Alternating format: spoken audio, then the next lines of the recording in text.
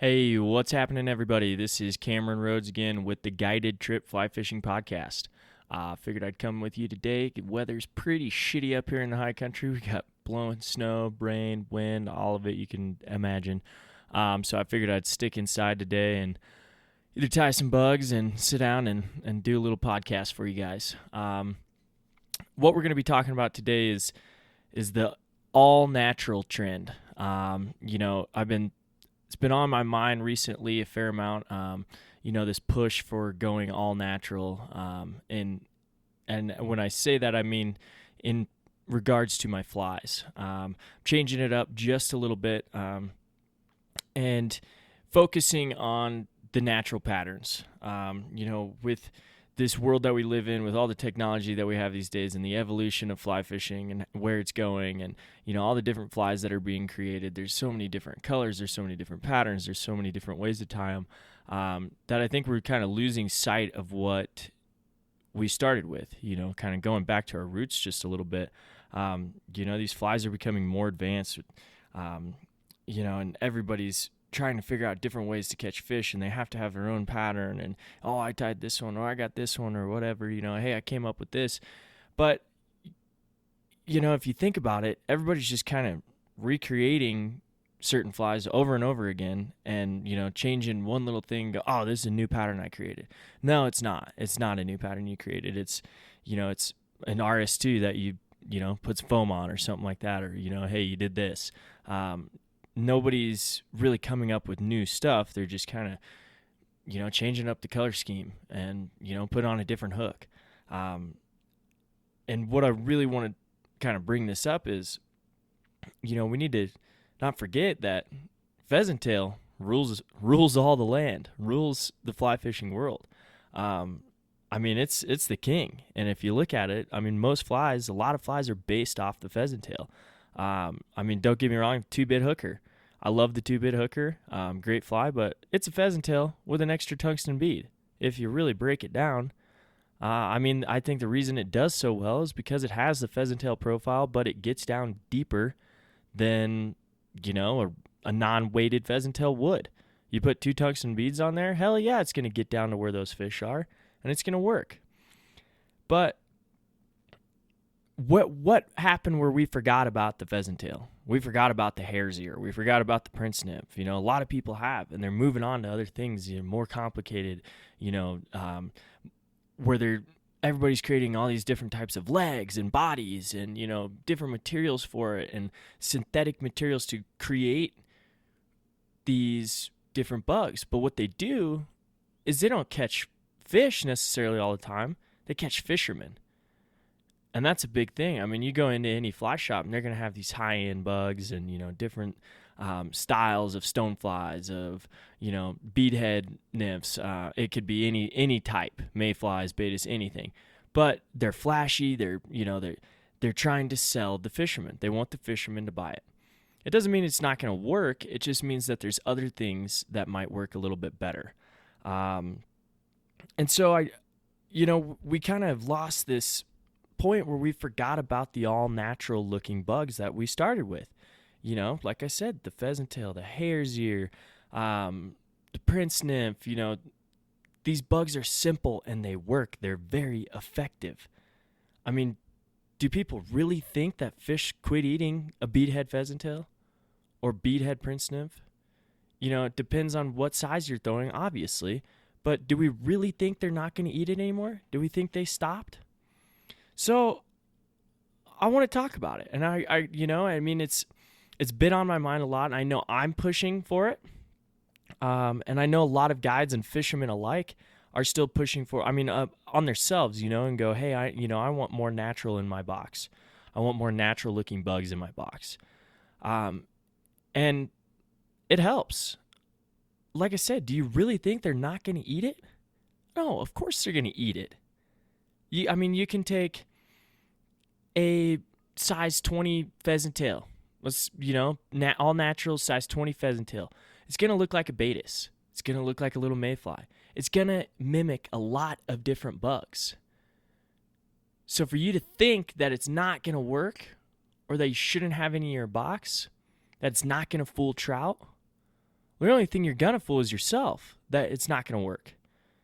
So keep in mind, have some natural looking bugs in your box. And when I mean natural, I'm saying natural materials with natural colors. If you're a tire, start trying different bugs with natural colors. Do variations of the pheasant tail with natural materials, natural colors.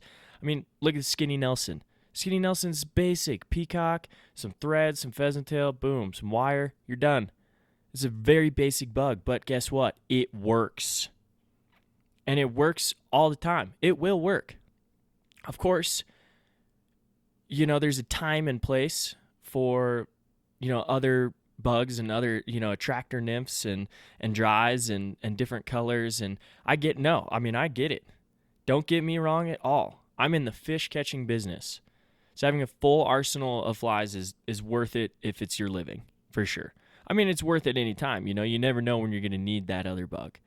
But I know what I'm starting to do is I'm going to start tying and fishing just a little bit more natural and going a little bit more basic or simpler. Make it easier on myself. So I mean, if you really break it down, depending on size and color, I mean, natural or black or red or, I mean, greenish, yeah, obviously is going to change the color a little bit, but just more natural looking bugs. If you go with a basic, natural pheasant tail, it can mimic anything from, like I said, a tiny baetis or even a small stone, even up to a large stone. You can tie, a pheasant tail in a 12, and it's going to mimic a stone, no doubt about it. And to say that the fish aren't going to eat that, that's bullshit, because they will. I've seen it. It'll happen. And you can take a hare's ear, same thing. It might work for a little BWO if you tie it small enough, or it also works as a stonefly if you go up to a size 14, a size 12. It's going to work for that. Even a guide's choice, with a little bit of partridge around it, a little bit of soft hackle around it. Obviously, it's going to catch fish. It's a natural-looking bug. No flash, nothing like that. I'm not saying you shouldn't have a variety of bugs. Obviously, you should have a variety of bugs. But to not have these naturals in your box is nonsense. And to believe that they don't work is also nonsense. So let's go over it a little bit. Tying these bugs or anything like that, you can fish them anywhere. You can fish them any type. So have a variety. If you're going to tie pheasant tails, tie some natural, tie some in black, tie some in green, tie some in red. Try different colors. Also try some with a little bit of flash, flashback on the back. Bead heads, glass beads, even, size 22s with glass beads. They crush it. I know, little baetis, little mayflies, size 20, 22, even 18, glass bead or even a brass or tungsten bead, it's going to crush it. I think we've lost sight of what we used to know. And, I'll honestly say, I'll be the first one to say that I have too many flies in my box. But of those flies I have, I'd say 70 to 80% of them are going to be more natural looking colors and variations. And I think as fishermen, we kind of tend to overanalyze everything we're doing. And especially as fly fishermen, all fishermen overanalyze what you're doing. But take a step back and, go back to the basics. I can guarantee that you'll notice the difference. And I've said it in this podcast already. Don't get me wrong about this, that I don't fish other bugs, because I do. But like I said, there's a time and place for them. My buddy, Old Blunt Mouth, he's got a saying, and he's got lots of sayings, but one of them is, he goes, if they ain't eating a size 16 pheasant tail, they ain't eating. Which I can definitely believe to an extent. There's definitely times where it's like, yeah, you're right. Obviously, there's times where they're going to eat. But that, he's so focused on that where, pheasant tail is, that's his go-to, which I get. I fully understand. It works. It does. So check it out. Don't be afraid. Don't get suckered into some of these things, some of these flies that people are trying to sell you. Sell yourself on the natural shit. It works. If you're new to fly fishing or even fly tying, here's a couple options to look at. These will help you out and point you in the right direction. Some good flies to check out. Bars Emerger, Hare's Ear we've talked about, Prince Nymph we've talked about, WD-40 is a good one, Skinny Nelson, the Frenchie. Those are all good natural flies. And if you're getting into tying, you want to tie these, the materials are very cheap to tie these flies. You can go to your local fly shop if you have one around you. If not, definitely there's tons of places online where you can order them. But try to go through a fly shop instead of going off Amazon or something like that. Try to, I know a lot of fly shops are on Amazon, but try to order through a fly shop if you can. But these are good basic starting points. And most fly shops and most people who have tying or businesses that have tying materials are going to have everything you need for these flies. And it doesn't take much to tie all of these flies. You kind of need almost the same materials. But they'll have these materials because everybody uses them. They're essential in fly tying. So check it out. They're cheap. They're universal to tons of different flies. Also, if you're getting into fly tying, there's lots of videos online, lots of tutorials online for these flies, how to fish them, how to tie them. How to fish them is a little bit different, but how to tie them, if you have no idea what you're doing at all, most fly tying classes or anything like that is going to teach you how to tie a pheasant tail, or they'll teach you how to tie a woolly bugger or something to get some basics down. But the pheasant tail is a good basic bug to start, and it kind of provides some essential techniques for tying, and it'll get you started right off the bat, and then you can kind of move on from there. And but take a look at those bugs. They'll start you off right with some good basics and some good natural looking bugs. If I have the option to tie natural over synthetic bugs, I definitely always pick natural. For one, like I mentioned, they're very cheap to tie. They're easy to tie. You can crank out a dozen pheasant tails pretty damn quick.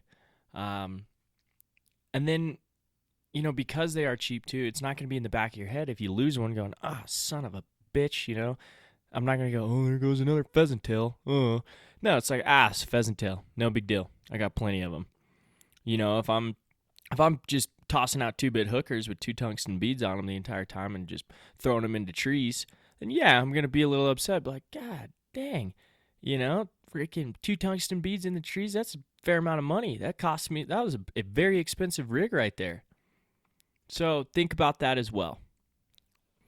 As complicated as fly fishing can be, it's pretty easy. We have most of it figured out. If we keep coming up with these complicated patterns, then it gets a little bit tougher. And we're just educating the fish more, if you think about it. So, think about a couple patterns, and that way you have an edge over some of the other guys out there.